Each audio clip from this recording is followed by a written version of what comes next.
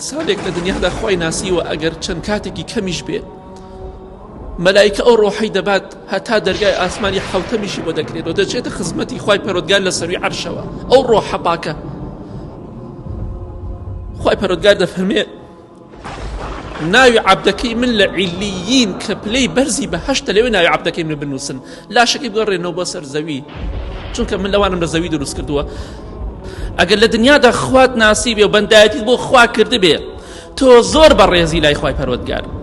پێغەمبەری خوا فەرمێ صلی الله علیه وسلم ئەو ئینسانە کاتێک کە ڕۆحەکەی دەرچوو ڕۆحەکەی مەلائیکە بەرزی ئەکاتەوە بۆ ئاسمان.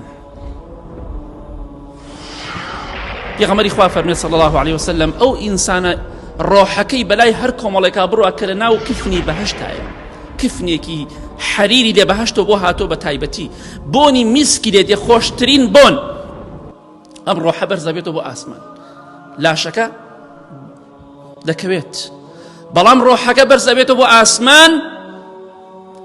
پێغەمبەری خوا فەرمێ صلی الله علیه وسلم بەلای هەر کۆمەڵێ مەلایکەی کە دەڕوات ئەو مەلایکانە دەڵێن ئەم ڕۆحە پاکە هیچ شێیە مەرحەبا لە ئەم ڕۆحە پاکە مەرحەبا لە ئەم ڕۆحە پاکە بێ کە لەناو ئەم لاشە پاکەدا بووە کە ئینسانی ئیماندار و خواناسە ئینسانی ئیماندار ڕۆحی پاکە لاشەی پاکە ئینسانی زاڵم و ستەمکار و بێدین ڕۆحی پیسە لاشەی پیسە.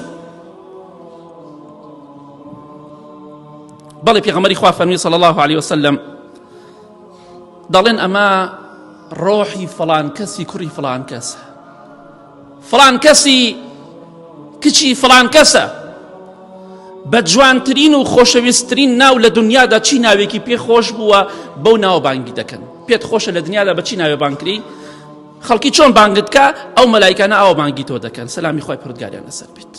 ئەمە ڕێز و حورمەتە تخوا لە دنیادا چی کەسێک ئەوەندە ڕێزی لە تۆ گرتووە؟ مردن سەرەتای ڕێزگرتنی تۆیە بۆ تۆ ئیماندار سەرەتای خۆشیەکان و شادیەکانە. ئەم هەموو مەلایکە سەلامی خوای پەروەردگاریان لەسەر بێ ڕێز لە تۆ دەگرن بە جوانترین ناوت دەبن دەڵێن مەرحەبای لێ بێ ئەمە ڕۆحێکی پاکە ناو لاشەیەکی پاکە بوو. بۆیە خۆشەویستم برای بەڕێزم خوشکی بەڕێزم لە مردن مەترسە خۆت بۆ مردن ئامادەکە بە ئیمان و بە تەقوا خۆت ئامادەکە بە ئیمان و بە تەقوا بۆ ڕەزامەندی خوای پەروەردگار. ئەم ڕۆحە لە لاشە دەرچوو بەلای هەر کۆمەڵێکا تێپەڕی هەمووی سەلامی لێ دەکا و مەرحەبای دەکا و هەمووی دەڵێن ئەم ڕۆحە پاکە کێیە؟ پێغەمبەری خوا فەرمێ صلی الله علیه وسلم ڕۆحەکە بەرزە بێتەوە بۆ ئاسمان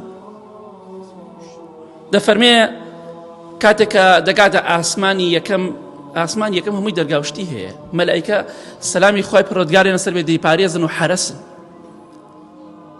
داوا دەکا ئەو مەلایکانەی کە ڕۆحەکەی ئەو ئینسانە ئیمانداران پێیە دەڵێن دەرگامان بۆ بکەرەوە ڕۆحمان پێ ڕۆحی فەڵان کەسمان پێ فڵان کەس بەڕێزە و خۆشەویستی خوایە ئیماندارە بەهەشتیە ڕۆحی ئەومان پێ داوا دەکەن لە دەرگاوانی ئاسمان یەکەم دەرگایان بۆ دەکرێتەوە هەمویان دوعای خێری بۆ دەکەن و دەڵێن ئەم ڕۆحە پاکە کێیە دەچنە ئاسمانی دووەم دەرگایان بۆ دەکرێتەوە ئاسمانی سێم چوارەم پێنجەم شەشەم حەوتەم خۆزگەمان بۆ کەسانە بێ.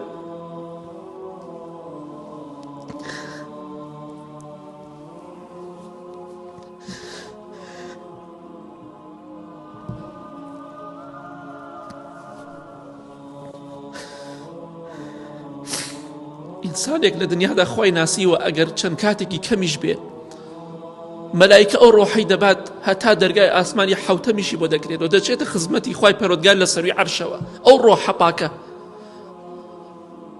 خوای پەروەردگار دەفەرمێ ناوی عەبدەکەی من لە عیلیین کە پلەی بەرزی بەهەشتە لەوێ ناوی عەبدەکەی من بنووسن لاشەکەی بگەڕێنەوە بۆ سەر زەوی چونکە من لەوانم لە زەوی دروست کردووە دەبێ بچن ناو زەوی لەوێشەوە زیندویان دەکەمەوە.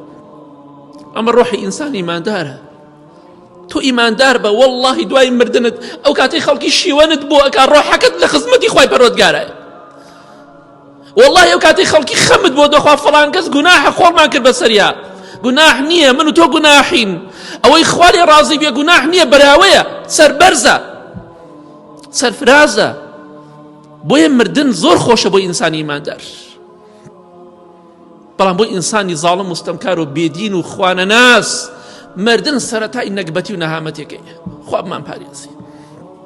بەڵێ تۆ ئەگەر پێت خۆشە لە هەر حەوت ئاسمانەکە بەڕێ بکری هەمووی مەلایکە دوعای خێرت بۆ بکە، هەمووی پێشوازیت لێ بکە، دوای خوای پەروەردگاریش بفەرمی عەبدەکەی من لە فڵان پلەپایە بەهەشتا ناوی بنووسن، پلەی بەرزی بدەنێ، لە پلەپایەکی بەرزە دای بنێن، چونکە ئینسانێک ئەوەندە ڕۆحەکەی پاک بێ هەر حەوت دەرگای ئاسمان ببڕێ بڕوات شایستەی ئەوەیە پلەپایە بەرز بێ. بەڵێ بۆ لە دەست خۆمانی بدەین بۆ ئەم دنیایەکە هیچ قیمەتێکی نییە.